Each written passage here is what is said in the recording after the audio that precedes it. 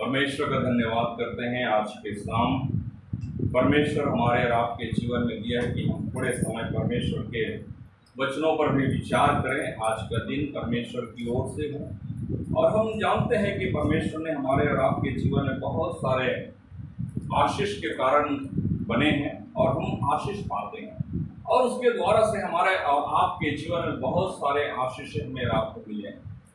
आज दिन भर परमेश्वर ने हम सबको संभाला, हर मुसीबत से, हर दुख से, हर तकलीफ से, हर एक परेशानियों से परमेश्वर ने मुझे और आपको बचाया कि मैं और आप जो है थोड़ा समय ईश्वर को अपने समय दे सके, थोड़ा सा समय हम उसके लिए निकाल सके, थोड़ा सा समय हम उनके पास अपने जीवन को रख सकें और उससे हमें और आपको एक आशीष मिलने पाए और हम उससे आशीष प्राप्त करते हैं।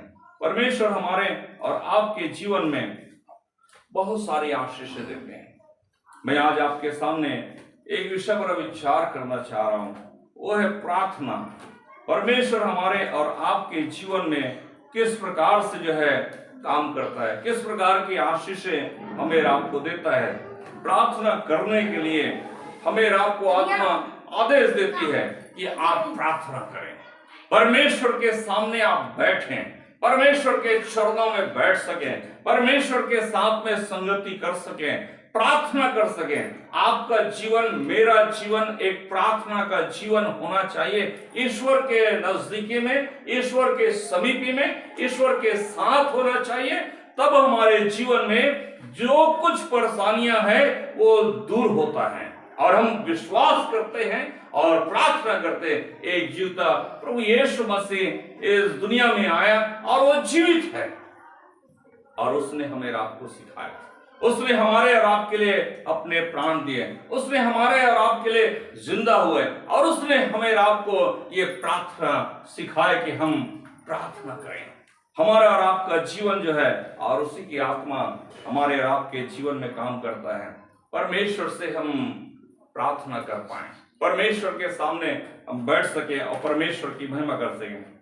थोड़ा रोशनी की कमी है। फिलिपियों की पत्री उसका 4:6 कोई पढ़ पाएंगे?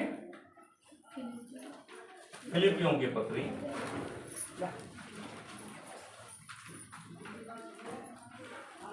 मोबाइल दिखाई दो, मोबाइल दिखाई दो, लाइट जला देना, पीछे देख लो, लाइट हो तो। किसी भी बात की चिंता मत करो, परंतु हर एक बात में तुम्हारे निवेदन, प्रार्थना और विनती के द्वारा धन्यवाद के साथ परमेश्वर के सम्मुख उपस्थित किए जाएं। परमेश्वर का धन्यवाद हो। हमारे और आपके जीवन में जो भी बातें हैं, किसी भी बात की चिंता मत करो, परंतु हर एक बात के लिए परमेश्वर हमें और आपको बताना चाहता है।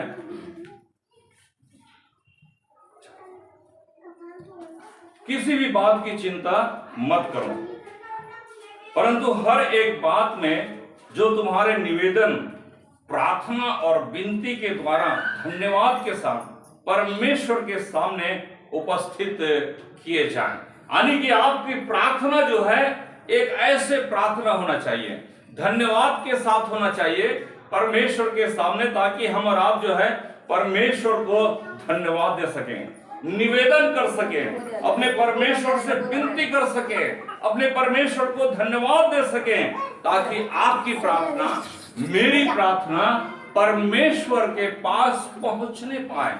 जब हम और आप परमेश्वर से प्रार्थना करते हैं, जब मेरा और आपका प्रार्थना परमेश्वर के साथ होता है, तो हम और आप जो है परमेश्वर के साथ इस प्रकार से प्रार्थना कर पाते हैं। इस रीति से हमारा और आपका प्रार्थना होता है और हम परमेश्वर के सामने बैठते हैं, क्योंकि परमेश्वर का आत्मा मुझे और आपको घायल करती है कि मेरा आप प्रार्थना करें, मेरा परमेश्वर के साथ अपने संगति को दे सकें, परमेश्वर के साथ में चल सकें। विनती की हमें और आपको करने की जरूरत है ताकि हम विनती कर सकें।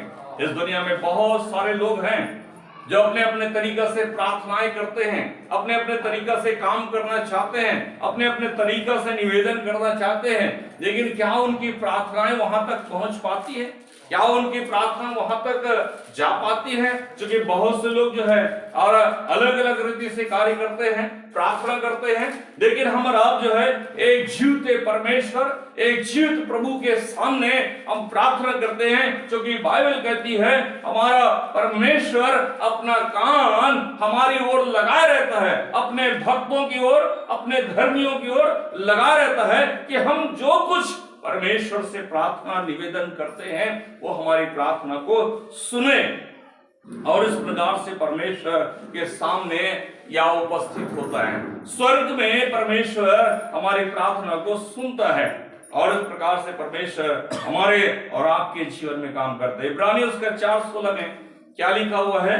देखिए यहाँ पे लिखा हुआ है, इसलिए आओ हम अनुग्रह के सिंहासन के निकट हिवाव बांधकर चले कि हम पर दया हो और वह अनुग्रह पाए जो आवश्यकता के समय हमारी सहायता करे। हमारी आवश्यकता क्या होती है?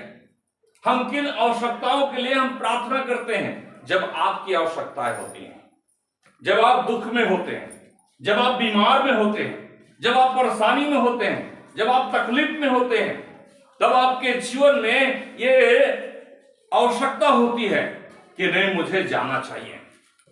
हमारे बीच में बहन है और इस बहन उमा पिछले दिनों में हमारे पास आए और प्रार्थना करवाएं और अपने सिर के दर्द से काफी समय से परेशान थे और कई बार कई जगहों में डॉक्टरों को और कई लोगों से मुलाकात किए, उसके बावजूद भी उनके जीवन में वो छुटकारा नहीं मिल पाया, वो चंगाई नहीं मिल पाया, उस बीमारी से जो है उसे आजाद नहीं हो पाए।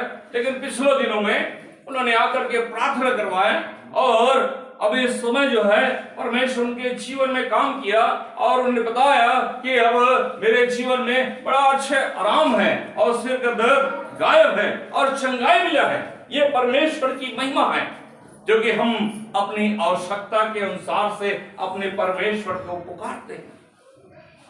अनुग्रह के सिंहासन के पास हम बैठते हैं, हिवाव बांधते हैं, परमेश्वर के निकट आते हैं और परमेश्वर हम पर क्या करना चाहता है?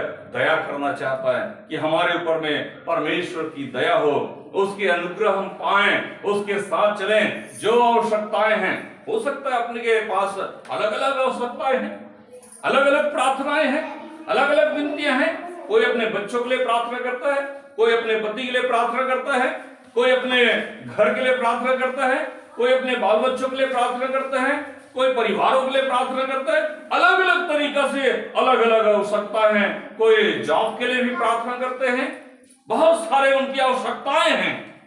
घर चाहिए, बहुत सारे लोगों को नौकरी चाहिए, बहुत सारे लोगों को, सबको अपनी अपनी आवश्यकताएं हैं।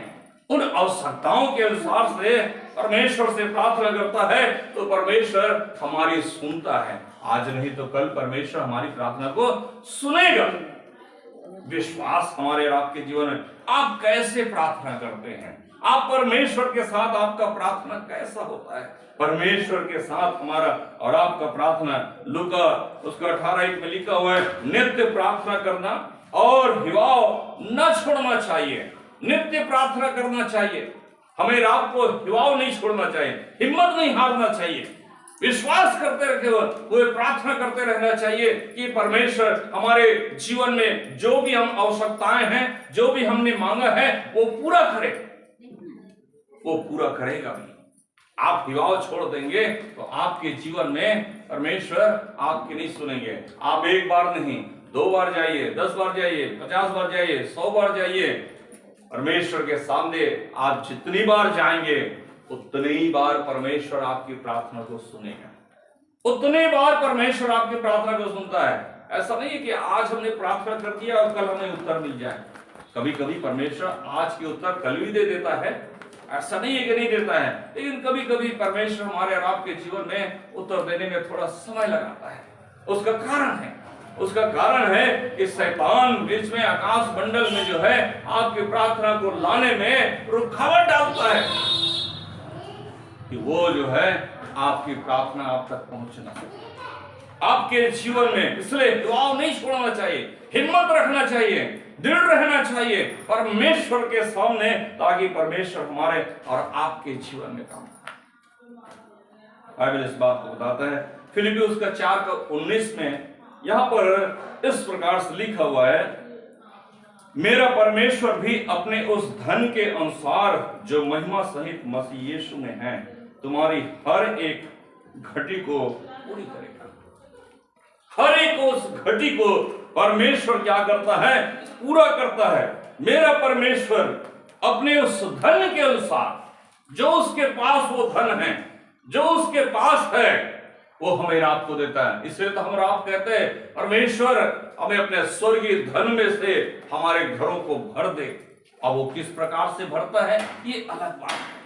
परमेश्वर अपने धन से तो भरता है, अपने कार्यों से हमारे और आपके जीवन में भरता है, हमारे सारे आवश्यकताओं को परमेश्वर भरता है। हर एक जरूरत को परमेश्वर अपने उस धन के अनुसार से भर देता है जो परमेश्वर स्वर्ग में हमें आपको देना चाहता है। आज भी हमारे और आपके लिए परमेश्वर देता है और कहता है जो महिमा सहित मसीह यीशु में है तुम्हारी हर एक घटी को क्या करेगा? पूरी करेगा। महिमा सहित आपका महिमा होना है। हम परमेश्वर के सामने परमेश्वर को महिमा देते हैं, और जितना हम परमेश्वर को महिमा देते हैं, जितना हम परमेश्वर के पास धन्यवाद देते हैं, जितना हम परमेश्वर के सामने हम प्रार्थना करते हैं, वो हर एक घटी को जो आपके जीवन में है, मेरे जीवन में है, हम सब के जीवन में कहीं ना कहीं कोई घटी है, कमी है, आवश्यकता है, उसको क्या करता है? ईश्वर पूरा करता है, पूरा करता है। क्योंकि उसी के लिए जो है हम और आप जो है प्रार्थना करते हैं, उसी के लिए हम विनती करते हैं, उसी के लिए निवेदन करते हैं, उसी के लिए हम बैठते हैं, उसी के लिए मांगते हैं, उस परमेश्वर से मांगते हैं कि हमारे जीवन में पूरा करें, हमारे अंदर, हमारे घरों में, हमारे परिवार में पूरा करे। परमेश्वर उस सारी घटियों को, कोई ऐसा नहीं कह सकता है कि मेरे जीवन में कोई घटी नहीं है, कोई नहीं कह सकता।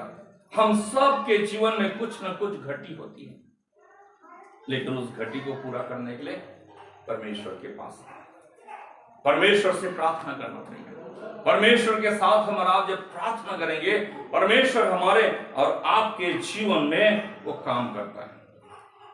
हम कैसे परमेश्वर के सामने प्रार्थना करते हैं, कैसे प्रार्थना करें? कई बार सोचते हैं हम कैसे प्रार्थना करें। मनुष्य है, हमारी प्रार्थना कैसा होना चाहिए हम नहीं जानते, लेकिन ईश्वर कहता है रोमियो उसके 8:26 में, हम नहीं जानते कि प्रार्थना किस रीति से करना चाहिए, परंतु आत्मा आप ही ऐसी आहें भर भर कर जो बयान से बाहर है हमारे लिए विनती करता है। आत्मा आप ही हमारे लिए प्रार्थना करता है। हमें नहीं मालूम प्रार्थना करना कैसे, लेकिन आप प्रभु के पास बैठ जाइए, आप बैठिए और प्रार्थना करिए।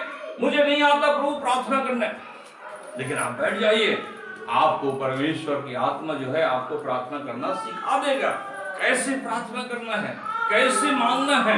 ईश्वर के चेले भी जो है इसी प्रकार से कहते हैं, हमें प्रार्थना करना सिखा। हमें नहीं मालूम कैसे प्रार्थना करना चाहिए। परमेश्वर हमारे और आपके जीवन में कार्य करता है, हमें आपको बताना चाहता है कि किस प्रकार से जो है परमेश्वर, कैसे हम प्रार्थना करना चाहिए, कैसे हमें आपको प्रार्थना करना चाहिए। हम जब प्रार्थना करते हैं, परमेश्वर हमारे और आपके जीवन में काम करता है। परमेश्वर का आत्मा ही है जो आपको प्रार्थना करना सिखाता है, आपको आहें भरना सिखाता है आंसुओं के साथ। जब आपके जीवन में कभी कोई परेशानी आ जाता है, आप कैसे आंसू बहाते हैं? कोई यदि मार देता है तो कैसे आंसू बहाते हैं? कोई आपके घर से निकाल देता है, कैसे आंसू बहाते हैं? लोग आंसू बहाते हैं, लेकिन वैसे ही प्रार्थना के लिए प्रभु के पास यदि आप बैठ जाएंगे, उन्हीं घटियों के लिए यदि आप प्रार्थना करेंगे, उन्हीं आवश्यकताओं के लिए आप प्रार्थना करेंगे, परमेश्वर आपकी प्रार्थना को सुनेगा और आपको अपने आप रोना आ जाएगा, रोने लगेंगे, आंसू बहने लगेंगे। आपके जीवन में, आपके घर में, आपके परिवार में जो कुछ घटी है, परमेश्वर से पूरा करेगा, क्योंकि आपकी प्रार्थना को ईश्वर सुन रहा है, देख रहा है हमें कैसी प्रार्थना करना चाहिए।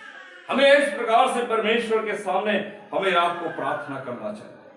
मत्ती 6:7 में लिखा हुआ है, प्रार्थना करते समय अन्य जातियों की नाई बकबक ना करो, क्योंकि वे समझते हैं कि उनके बहुत बोलने से उनकी सुनी जाएगी। देखिए, लोग जो है बकबक करने लगते हैं कब? जब लोग, बहुत सारे लोग इकट्ठे होते हैं और ईश्वर के पास गए हैं और उस तरीके से घर की बातें, वहां की बातें कर रहे हैं और फूलमाला चढ़ा रहे हैं। इसे कहते हैं बकबक।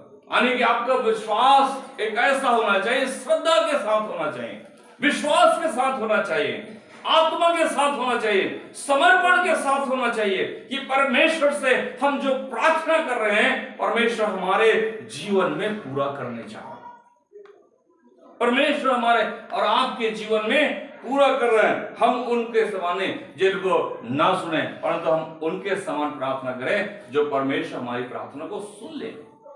कई बार प्रार्थना हमारे और आपके जीवन में कई बार होता है कि हम परिवार में बहुत सारे लोग होते हैं तो हम नहीं प्रार्थना कर पाते, तो हमें एकांत जगह ढूंढते हैं, तो कोई दूसरे कमरे में जा करके हम चुपचाप बैठ करके हम परमेश्वर से प्रार्थना कर सकते हैं, परमेश्वर के सामने बैठ सकते हैं। देख रहे हैं कि यहाँ पर बहुत बकबक हो रहा है, बहुत सारे लोग हैं, भीड़ है और तमाम बातें हैं, और मेरे अंदर, आपके अंदर ये प्रार्थना करने की आवश्यकता आ रही है और हमें मन कर रहा है कि मैं प्रार्थना करूं। अब ऐसे समय में आप एक जगह में जा करके आप प्रार्थना कर सकते हैं, परमेश्वर से प्रार्थना कर सकते हैं, और परमेश्वर आपकी प्रार्थना को सुनेगा। आत्मा यही कहना चाहती है हमारे और आपके जीवन में कि आत्मा इस प्रकार से हमारी प्रार्थना को सुनता है, हमारी प्रार्थना को सुनता है, हमारी आवश्यकताओं को पूरा करता है, हमारे जरूरत को पूरा करता है, हमारे कमी को पूरा करता है। हम जो भी कमी में गुजर रहे हैं, परमेश्वर उन कमियों को हमारे जीवन में जो है पूरा करता है। परमेश्वर इस प्रकार से हमारे और आपके जीवन में आशीष देता है। मैं एक बात और बोल करके खत्म करना चाहता हूं। इब्राहिम परमेश्वर का जन है, परमेश्वर का दास है। परमेश्वर उनके जीवन में कितना बड़ा आशीष और सामर्थ्य और शक्ति दिया, परमेश्वर तमाम आशीषों से परिपूर्ण किया। परमेश्वर का सामर्थ्य उनके जीवन में महान काम किया और परमेश्वर ने बड़ा आशीष दिया। और उस परमेश्वर ने जब उन्हें आशीष दिया तो अपने दास को बुलाया, और अपने दास को बुला करके कहता है कि तू मेरे बेटे के लिए एक अच्छी पत्नी और मेरे कौम के लोगों को लेकर के आ। और जब उस दास ने कहा कि कोई आना चाहे तो और ना आना चाहे तो वो तुझसे जो है छूट जाएगा, तो एक सबक खिलाता है। और मैं पूरी बातें नहीं बताऊंगा क्योंकि बहुत सारी बातें बताऊंगा, इसका तो बहुत लंबा है, कहानी बड़ा है। तो मेरे कहने का मतलब है कि किस प्रकार से जो है ये व्यक्ति अपने इब्राहिम के बेटे के लिए एक लड़की ढूंढने के लिए चल पड़ते हैं और अपने लोगों के बीच में जा पहुंचता है। लेकिन वहां पर जब खड़ा होता है कुआं के पास और वहां एक प्रार्थना करता है, परमेश्वर तो इब्राहिम का परमेश्वर है, और इस प्रकार के प्रार्थना उनके जीवन में होता है। और वो एक प्रार्थना करता है कि यहाँ पर बहुत सारी कन्या आती है, क्योंकि पहले जमाने में आपको मालूम है कुआं होता था और लोग दूर दूर तक जो है कुआं में ही जा करके पानी भरते थे। आज भी कई जगह पर है, लेकिन बहुत सी जगह में आप कुआं बंद हो गया है, लेकिन कई जगह पर अभी कहीं कहीं है। तो बहुत से लोग जो है पानी भरने के लिए आया करते थे, तो वहीं पर ऐसे ही प्रार्थना किया, प्रभु तो इब्राहिम का परमेश्वर है, मेरी प्रार्थना सुनना।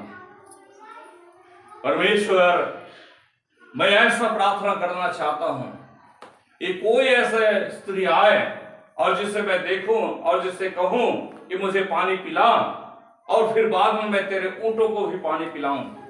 वही स्त्री मेरे स्वामी के पुत्र के लिए हो। ऐसी प्रार्थना कर रहा था, तब अचानक से ऐसी ही रिबका वहां पे चली आई और उसका नजर उसी पर पड़ गया और तुरंत उसी से कहा कि मुझे पानी पिला। और जैसे पानी पिलाया उसके बाद जो है उसने वही जवाब दिया कि मैं तेरे ऊंटों को भी पिला दूं। तब वो समझ गया ईश्वर ने मेरी प्रार्थना सुन लिया, सफल कर दिया। देखिए परमेश्वर के सामने यदि आप नम्र दिन होकर के परमेश्वर से प्रार्थना करते हैं, आपकी प्रार्थना को सुनेगा। ईश्वर हमारे और आपकी प्रार्थना को सुनने के लिए कान लगाए रहता है, और वो एक कान तो इसे ध्यान लगा करके परमेश्वर से प्रार्थना किया। मेरे जो आप ऐसे ही हिवाव बांध करके परमेश्वर से प्रार्थना करें, परमेश्वर आपकी प्रार्थना को सुनेगा। परमेश्वर कहता है आप हिवाव बांधना ना छोड़े, प्रार्थना करना ना छोड़े। बहुत से लोग जो है ईश्वर को छोड़ देते हैं। बहुत से लोग कहते हैं अरे मेरी प्रार्थना नहीं सुना, अरे मेरा परिवार गया, मेरे ये लोग गया, मेरे वो। दुनिया में दुर्घटनाएं होते हैं, एक्सीडेंट होते हैं, कई परिवार चले जाते हैं। तो बहुत से लोग जो है इस प्रकार से सोचता है ईश्वर ने ऐसा कर दिया, छोड़ो ईश्वर को। लेकिन ऐसा नहीं। कई बार हमारे और आपके जीवन में सबक लेकर के आता है, कई बार परीक्षाएं आते हैं, कई बार मुसीबत आते हैं, कई बार बड़ा पहाड़ टूट जाता है, हम नहीं समझ पाते हैं, लेकिन ईश्वर हमारी प्रार्थना को सुनता है। मेरे जो हमारे परमेश्वर, आपका परमेश्वर, हमारी प्रार्थना का सुनने वाला परमेश्वर है। उस परमेश्वर का हम धन्यवाद करते, उस परमेश्वर को महिमा देते। उसने हमारे और आपके जीवन में वो काम किया, इसलिए मुझे और आपको जो है क्या करना चाहिए? प्रार्थना करना चाहिए। प्रार्थना आपका क्या होना चाहिए? धन्यवाद के साथ होना चाहिए। आप क्या धन्यवाद दे रहे हैं, क्या विनती कर रहे हैं, क्या निवेदन कर रहे हैं, किसके लिए प्रार्थना कर रहे हैं?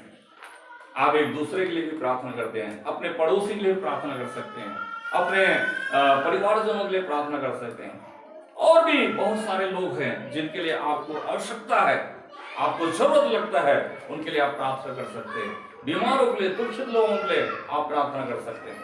प्रभु हमारी प्रार्थना को सुनता है। लेकिन वो जो जीवता परमेश्वर है, जो एक सच्चा परमेश्वर है, जो सत्य के मार्ग में चलने वाला, वो परमेश्वर आपके प्रार्थना को सुनेगा। सो हम परमेश्वर का धन्यवाद करते हैं। परमेश्वर इस वचन पर आशीष दे। आइए हम लोग प्रार्थना में जाएंगे, अपनी आंखों को बंद करेंगे, हम प्रभु के पास अपना सर को झुकाएंगे। प्रभु जी, हम आपका धन्यवाद देते खुदा यीशु मसीह, महान जीवित और पवित्र परमेश्वर, आपकी तारीफ करते हैं, धन्यवाद देते खुदा यीशु मसीह। तूने हम सबको परमेश्वर प्रार्थना करना सिखाता है। परमेश्वर आत्मा हमें किस प्रकार से प्रार्थना करना सिखा रही है। आत्मा हमारे जीवन में और हर एक लोगों के जीवन में ऐसे ही प्रार्थना, आहें भरना और परमेश्वर तेरे सामने विनतियां निवेदन करना और हिवाव नहीं छोड़ना। परमेश्वर तेरे सामने ऐसे ही प्रार्थना करना, बक की प्रार्थना हो, हमारी प्रार्थना एकांत की प्रार्थना हो, विश्वास की प्रार्थना हो। हमारी प्रार्थना में एक परमेश्वर अद्भुत कार्य हो। परमेश्वर ऐसा हमारी प्रार्थना होने पाए। प्रभु जी, हम आपसे प्रार्थना करते हैं, तेरे लोगों के जीवन में काम करना है, तेरे लोगों को प्रभु छुटकारा देना है, तेरे लोगों को प्रभु छुटकारा पाए। प्रभु जी, आज के जीवन में परमेश्वर बहुत से लोग दुखी हैं, बहुत से लोग परेशान हैं, बहुत से लोग बीमार में हैं, बहुत से लोग नाना प्रकार के परेशानियों में हैं, चिंताओं में हैं। परमेश्वर को आवश्यकता है, उनको प्रार्थना की आवश्यकता है, लेकिन कोई ऐसा व्यक्ति नहीं है जिस प्रकार की प्रार्थना करने वाला व्यक्ति हो। एक जीवते परमेश्वर से प्रार्थना करता हूं। प्रभु, हम आपसे प्रार्थना करते हैं हर एक व्यक्ति के लिए। आज भी यहाँ पर जितने भी लोग यहाँ पर उपस्थित हैं, उन भाई बहनों को हम तेरे हाथों में सौंपते हैं। इनके जीवन में जो भी जरूरत है, जो भी परेशानी है, जो भी तकलीफ है, जो भी संकट है, जो भी मुसीबत है, हम सब के लिए हम प्रार्थना करते हैं। प्यारे खुदा यीशु मसीह, हर एक लोगों के जीवन में परमेश्वर तेरी आशीष होने पाए, तेरी चंगाई होने पाए, तेरी सामर्थ होने पाए। रोज हमारी प्रार्थना है परमेश्वर। हम प्रार्थना करते हैं खुदा यीशु मसीह, होने दे आज इस घर में, भाई रमेश के जीवन में, उनके परिवार में, लीला के परिवार में परमेश्वर तेरा अनुग्रह होने पाए, तेरा सामर्थ होने पाए। खास तौर से भाई रमेश को हम तेरे हाथों में सौंपते हैं, उनके लिए प्रार्थना करते हैं। हर बुरे लत को प्रभु उनके जीवन से दूर करने के लिए हम प्रार्थना करते हैं। इस घर में तेरी आशीष आने के लिए, इस घर में तेरी सामर्थ उतरने के लिए, इस घर में तेरे वरदान उतरने के लिए हम प्रार्थना करते हैं परमेश्वर, ताकि एक घर प्रभु एक आशीषित घर हो प्रभु, और तुझ में हो प्रभु, ये परिवार तुझ में सेव्ड हो प्रभु, आपकी महिमा करने पाए। खुदा, जितने भी और भी हमारे अन्य कौम के लोग आए प्रभु जी, हम उन सबको हम प्रार्थना में याद करते हैं, हम सबके लिए प्रार्थना करते हैं प्रभु जी। एक एक उनके जरूरत को पूरा करे प्रभु जी, उनके घर के लिए, उनके परिवार के लिए, उनके कामों के लिए, उनके लोगों के लिए प्रभु जी, उनके रिश्तेदारों के लिए, सारे लोगों के लिए हम प्रार्थना करते हैं खुदा यीशु मसीह। हर एक को प्रभु जी तू आशीषित करे प्रभु जी। आज की शाम प्रभु जी अपने इस वचन के द्वारा से तूने आशीष दिया, उसके लिए हम धन्यवाद देते हैं। तेरी महिमा तारीफ हो सके, हम सबके साथ को अनुग्रह प्रदान करें, अद्भुत काम करें, आपकी महिमा में पाए। यीशु मसीह के जीवन को नाम संभाल लेते हैं, आमीन आमीन। अवधेय परमेश्वर का प्रेम और प्रभु यीशु मसीह का अनुग्रह, अपवित्र आत्मा की संगति और सहभागिता से लेकर यीशु मसीह दोबारा आगमन तक प्रत्येक विश्वासी के साथ हम सबके साथ युगानी होती रहे, आमीन आमीन। God bless you.